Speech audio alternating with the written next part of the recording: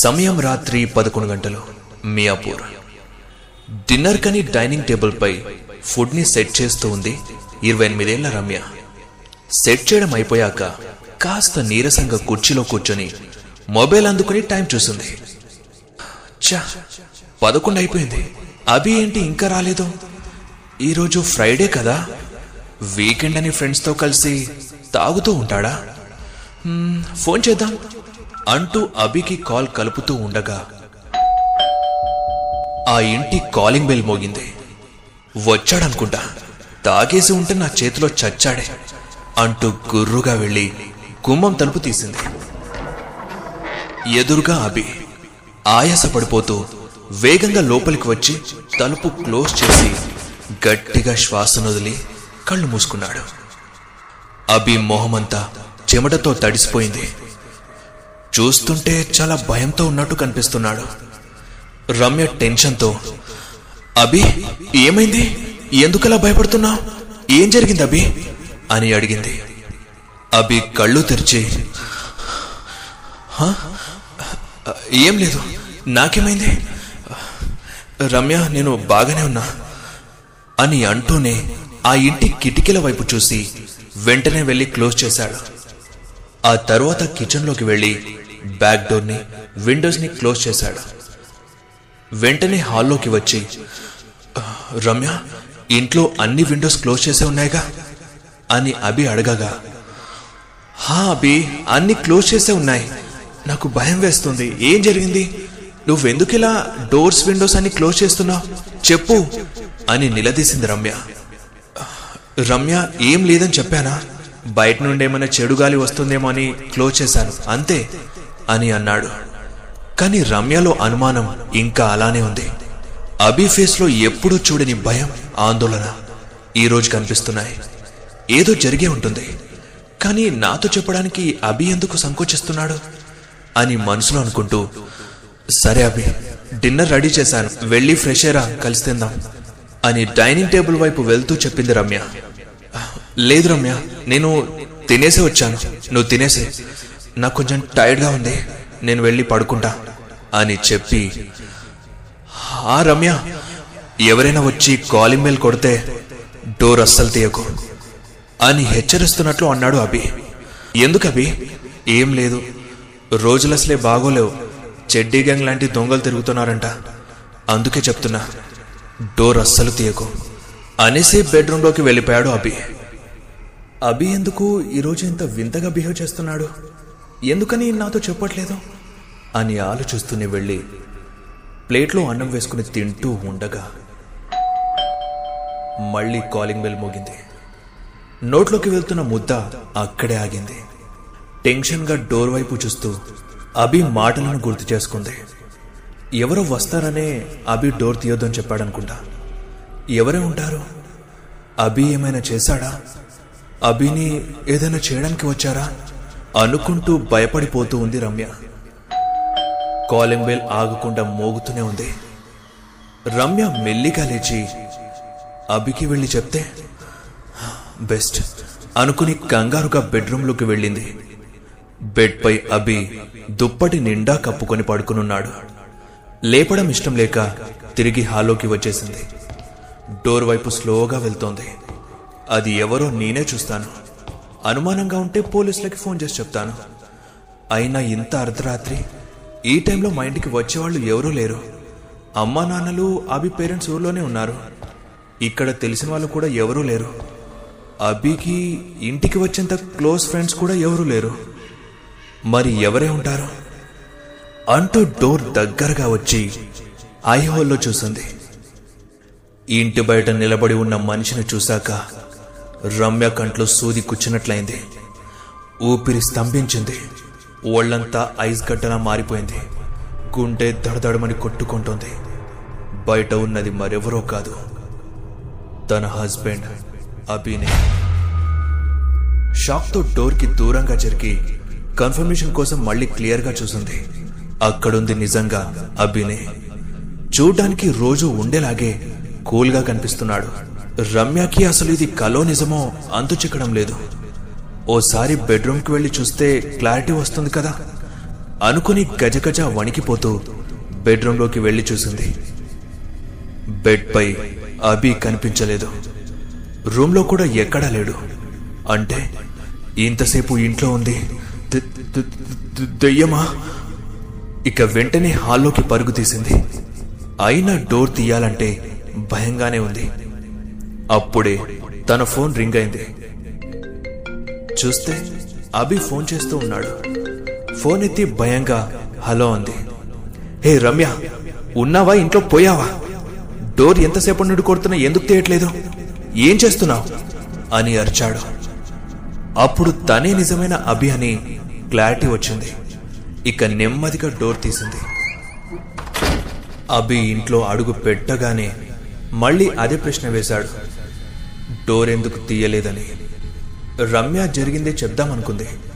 మళ్ళీ టెన్షన్ పడతాడనుకొని, అభి అది ఒంట్లో బాగోలేదు, పడుకొనే ఉన్నాను, అందుకే లేవలేకపోయా అని సర్ది చెప్పింది. సరే సరే, నాకు బాగా ఆకలిగా ఉంది, వెళ్ళి ఫ్రెష్ అయి వస్తాను, కలిసి తిందాం అని బెడ్రూంలోకి వెళ్ళాడు. రమ్య అప్పుడు కాస్త ఊపిరి తీసుకొని డిన్నర్ టేబుల్ పై కూర్చొని సెట్ చేస్తూ ఉంది. కానీ తన మనసులో ఇంకా అదే టెన్షన్. వచ్చింది ఎవరై ఉంటారు? దెయ్యమా? లేక అదంతా నా భ్రమ? పోనీలే, అభి వచ్చాడుగా అనుకుని అభి కోసం ఎదురు చూస్తూ ఉంది. అలా చాలాసేపు గడిచిపోయింది. అభి ఏంటి ఇంకా రాలేదు అని రమ్య బెడ్రూంలోకి వెళ్లి చూసింది. ఈసారి రమ్య భ్రమ ఎగిరిపోయింది. బెడ్ పై ఇంతకు ముందు అభి ఎలా పడుకుని ఉన్నాడో అలానే ఈ అభి కూడా దుప్పటి నిండా మూసుకొని పడుకొని ఉన్నట్లు కనిపించాడు. రమ్యకి కాళ్ళు చేతులు ఆడడం లేదు. అసలు అక్కడ పడుకుంది ఫస్ట్ వచ్చిన అభినా లేక ఇప్పుడు వచ్చిన అభినా? అసలు వాళ్ళిద్దరూ అభిలేనా లేక ఆత్మలా? ఇది ఇంతకీ నిజమా లేక నా కల అనుకుని గట్టిగా గిచ్చుకుంది. కల కాదు, నిజమే అని తెలిసి ఇంకా వణికిపోతూ అభి దగ్గరగా వెళ్తూ ఉంది. బెడ్ పక్కనే నిలబడి దేవుని తలుస్తూ దుప్పటిని మెల్లిగా ఈడ్చి పడేసింది. గట్టిగా అరుస్తూ అభి లేచాడు. ఆ అరుపుకి భయపడి రమ్య కింద పడి అరిచేసింది. మెల్లిగా లేచి అభి మొహాన్ని చూసింది. అభి వణికిపోతూ చుట్టూ పిచ్చోడిలా ఎవరినో చూస్తున్నట్టు చూశాడు. ఎదురుగా రమ్య కనిపించగానే, రమ్య, ఎవరైనా వచ్చారా? చెప్పు, ఎవరూ రాలేదుగా, కాలింగ్ బెల్ ఎవరూ కొట్టలేదుగా, నువ్వు తలుపు తీయలేదుగా అని అభి భయంతో అడిగేసరికి రమ్య భయంగా, అభి, ఇందాక కాలింగ్ బెల్ ఎవరో కొట్టారు, ఐహోల్ నుంచి చూస్తే నీలాని కనిపించాడు, భయమేసి నీకు చెప్దామని నీ రూమ్కి వచ్చి చూశాను, నువ్వు రూమ్లో ఎక్కడ కనిపించలేదు. అప్పుడు నువ్వు నిజం కాదనుకొని తనే నిజం అనుకుని తలుపు తీశాను. ఆ అభి నీలా కాకుండా కూల్గా మాట్లాడి మళ్ళీ వస్తా అని బెడ్రూమ్లోకి వచ్చాడు. ఎంత వెయిట్ చేసినా రాకపోవడంతో నేను వచ్చి చూశాను. నువ్వు అలానే ఉన్నావు. నాకు నిజంగా ఏం జరుగుతుందో అర్థం కావడం లేదు అభి. నువ్వు అప్పుడు రూమ్లో ఎందుకని కనిపించలేదు అని రమ్య అడిగితే ఆ టైంలో వాష్రూమ్లో ఉన్నానని చెప్పాడు. ఆ వెంటనే భయపడిపోతూ, అయిపోయింది, అంతా అయిపోయింది రమ్య, ఈ రోజుతో నా పని అయిపోయింది, ఇప్పుడు అది వచ్చి నన్ను చంపేస్తుంది అంటూ ఏడుపు మొదలుపెట్టాడు. రమ్య కంగారు పడిపోతూ, అభి, ఎవరు నిన్ను చంపేది? ఏం జరిగింది అభి? ఇప్పుడైనా చెప్పు, నేనున్నాను కదా, ప్లీజ్ అభి అంటూ అభిని హత్తుకుని అడిగింది. తప్పు చేశాను రమ్య, పెద్ద తప్పు చేశా. తాగి డ్రైవ్ చేయడమే కాకుండా ఓ అమ్మాయి ప్రాణాలు కూడా తీసేశాను. వీకెండ్ అని ఫ్రెండ్స్తో తాగి కార్ డ్రైవ్ చేస్తూ హైవేపై వస్తూ ఉండగా ఓ అమ్మాయి రోడ్డు దాటుతూ కనిపించింది. తాగిన మైకంలో నాకు కార్ కంట్రోల్ అవ్వలేదు. అదే వేగంతో అమ్మాయిని గుద్దేశాను.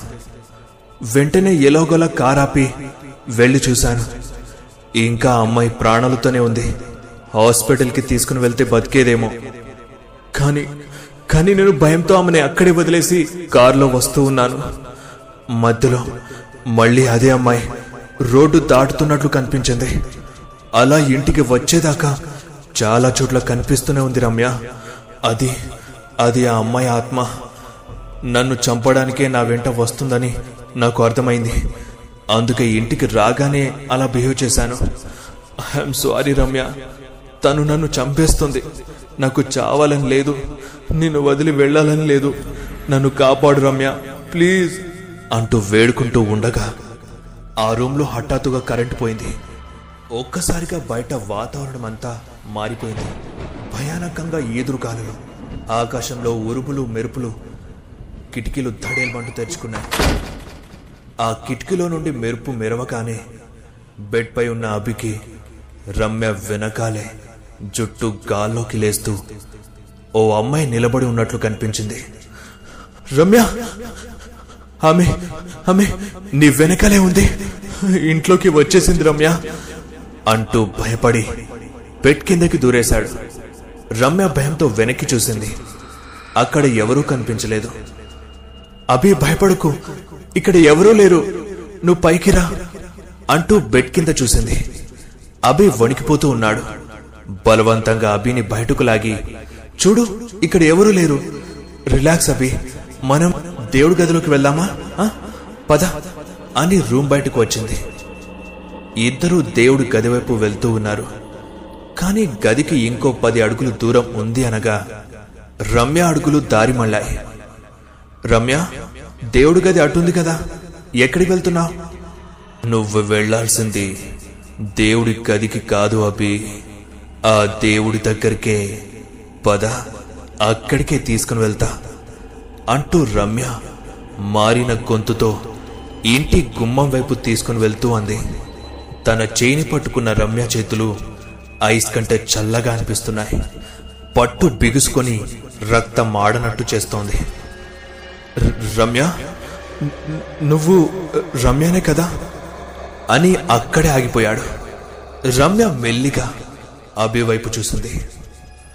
ఆమె మొహం నిండా రక్తమయమై గాయాలతో భయంకరంగా కనిపించింది. తను రమ్య కాదు, యాక్సిడెంట్ చేసిన అమ్మాయి. అప్పుడే బెడ్రూమ్ నుండి రమ్య అరుపులు, తలుపు కొడుతున్న చప్పుడు వినిపిస్తూ ఉన్నాయి. ఆ అమ్మాయి నుండి ఎంత వదిలించుకోలేని ప్రయత్నిస్తున్నా ఆ ఆత్మ వదలట్లేదు. గుమ్మం దగ్గరికి రాగానే మళ్లీ కాలింగ్ బెల్ మోగింది. హఠాత్తుగా పక్కనున్న అమ్మాయి కనిపించకుండా పోయింది. అప్పుడే కరెంట్ వచ్చింది. చుట్టూ చూశాడు, ఆమె ఎక్కడా కనిపించలేదు. వచ్చింది ఎవరై ఉంటారా అని ఐహోల్ నుండి చూశాడు. బయట పోలీసు నిలబడి ఉన్నాడు. వెంటనే వెళ్లి బెడ్రూమ్ డోర్ తీసి రమ్యను బయటకు తీసుకొచ్చాడు. రమ్య, నీకేం కాలేదుగా? ఇదిగో బయట ఇన్స్పెక్టర్ వచ్చాడు. మేబీ యాక్సిడెంట్ గురించి అయింటుంది. నేను ఇంట్లో ఉండడం కంటే స్టేషన్లోనే ఉండడం నాకు సేఫ్ అనిపిస్తుంది రమ్య, నువ్వు వెళ్ళి డోర్ తీ అని రమ్యతో అన్నాడు. రమ్య వెళ్ళి డోర్ తీసింది. ఇన్స్పెక్టర్ విరాట్ లోపలికొచ్చి, మీ హస్బెండ్ అభి అక్కడ యాక్సిడెంట్ చేసి హాయిగా ఇంట్లో నిద్రపోతున్నాడా, పిలవండి అని అన్నాడు. అభి వచ్చి నిజాన్ని ఒప్పుకున్నాడు. రమ్య, నువ్వు వెంటనే మీ పేరెంట్స్ దగ్గరికి వెళ్ళిపో, నేను ఎలాగైనా వస్తాను, జాగ్రత్తగా ఉండు అని అభి అన్నాక, నువ్వు సేఫ్గా ఉండు అభి అని ముద్దిచ్చింది. ఇక ఇన్స్పెక్టర్ విరాట్ అభిని అరెస్ట్ చేసి గేట్ బయటికి తీసుకుని వెళ్ళాడు. రోడ్డుపై ఎక్కడా పోలీస్ జీప్ కనిపించలేదు. అభి అనుమానంగా, సార్ మీరు ఎలా వచ్చారో, ఇక్కడ మీ వెహికల్ ఏం కనిపించట్లేదే, ఇప్పుడు మనం ఎలా వెళ్తాం అంటూ ఇన్స్పెక్టర్ని చూస్తూ అభి అడిగాడు. ఇన్స్పెక్టర్ విరాట్ అభి వైపు చూస్తూ, నువ్వు వెళ్ళాలంటే బండి ఎక్కనవసరం లేదు అభి, బండి కింద పడితే డైరెక్ట్ గా వెళ్ళిపోతా అంటూ అభినే చూశాడు. అభికి విరాట్ మొహంలో మరో మొహం కనిపించింది. అప్పుడే వెనక నుండి కార్ వేగంగా దూసుకొని వస్తుంది. విరాట్ మొహాన్నే భయపడుతూ చూస్తున్న అభి కళ్ళు క్షణకాలంలో అభి కంటికి కటిక చీకటి కనిపిస్తూ ఉంది. కర్మ ఎవ్వరినీ వదిలిపెట్టదు.